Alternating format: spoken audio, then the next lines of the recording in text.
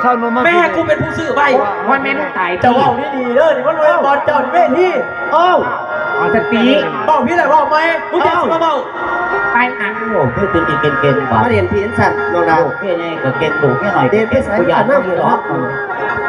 ติดดูใส่กินอะไรหนีถ้าเด็กยกกูจะแบบกูจะไปบอกเขามันกูจะไล่มันดีหรอกป่าวว่าไอ้มันนี้ไกลๆโดนลูกอีเมียหน่อยนะโอ้ยคำหนึ่งกับพี่หน่อยกูอยากกูโอ๊ตกูอยู่นะกูจะตีดูไอ้มันนี้ไปตายเต้กับไปลูกจอยมันบอกจะมีอะไรอะไรมันกับพ่อพวกเขาเดี๋ยวยั่วตีกันออกไปนั่นล่ะยั่วตีกันไปตอนแรกเก่งโอเคเนี่ยผมเขามาขึ้นกันแบบนี้บ้างไปเรียนไอ้บ้าไม่ยังบักอันนั้นมันบอกว่ามาเบื้องหน้าแล้วมาสั่นตายผู้ไหนนะบ้าลูกจอยมันบอกพี่มาเบื้องหน้าเดียมฮะมันมาเบื้องหน้าเดียมไปนี่เขาอวดหันหน้าใช่ไอ้พวกต้องเจ้าจะไปโยกลูกจอยกับว่าโยกเดียมน่ะกูทำมันโดนว่าโยกกับลูกจอยบ้าบ่พอน้องมึงก็ไปเห็นเองมันคือจิบวายากูเลยมันคือจิบวายาไปเกมพลาดเก่งโดนแล้วมึงเก่งก็ต้องย่านเดียมโอ้ตีมันได้ยาวมากกว่านั้นนะจัดการมันด้วยโอ้ยกูอยากโอ้มาเสียเจ้าวันนี้แหละก้อนเนี้ยเจ้าก้อนคอยเฮ็ดลูกอีเมียหน่อยปากแตกคักๆแล้ววันนี้นะเดี๋ยวปากจะขับไปก้อนไม่ยังเอาบอสเดี๋ยวละเอาด้วยเดี๋ยวบอกจัดการให้ตีผู้เบาอย่างอีกไม่บัวจะเป้ากับเป่าว่าเจ้ากระเทยเถาพอตีแมนตีละ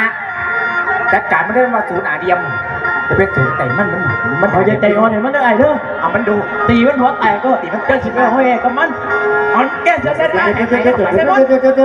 มันยังลุกจอยก็สิโถก็พี่กรรมการนะเนาะยกที่หนึ่งไพ่น้ำไพ่ที่หลังไพ่แดงโอเคเจ้าต้องข่าวขาคอยได้ลุกจอยเจ้าของไพ่กูเป็นกรรมการเนาะเดี๋ยวพี่ว่าข่าวขาคุณตีปากเอาเลยสนุกว่าแมวตีปากกับทางหัวปากมันเตือนก็เก่าด้วยเอายกที่หนึ่งนั่นแหละสีเหลืองเกมแล้วเอาอีละมึงเสียบไอ้มึงดีที่สองเสียบว่าจะเสียบเขาด้วยแอบไอ้เขาเอามันตายด้วยเอามันตีมันนี่เดี๋ยวมันตีมันอ้วนกลับไปแล้วไอ้เปล่าเมื่อแล้วเขาไม่แก้แล้วเอาบักไอ้สีเกมเอาเลยแล้วเอาเลยเอาเลยเอามึงเอาเลยเอามึงเอาเลย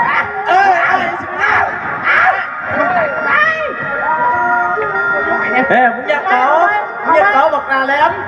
ซ้ำอีกกูว่ายอดหรอกกูเห็นมันมายอดใจที่เห็นเลยไอ้ยาด้วยมันตายด้วยเอาเกมเสียบันแต่มันบอกเส้นเจ้าวันนาเลยงานเดียวมันโดดสิไม่ยอดมั้งให้มันเป็นอย่างกูว่าเนี่ยมัน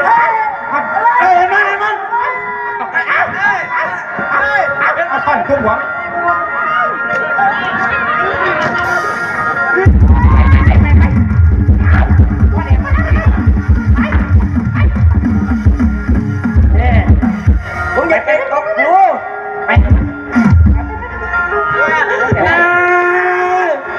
ผมเกมโอ้ย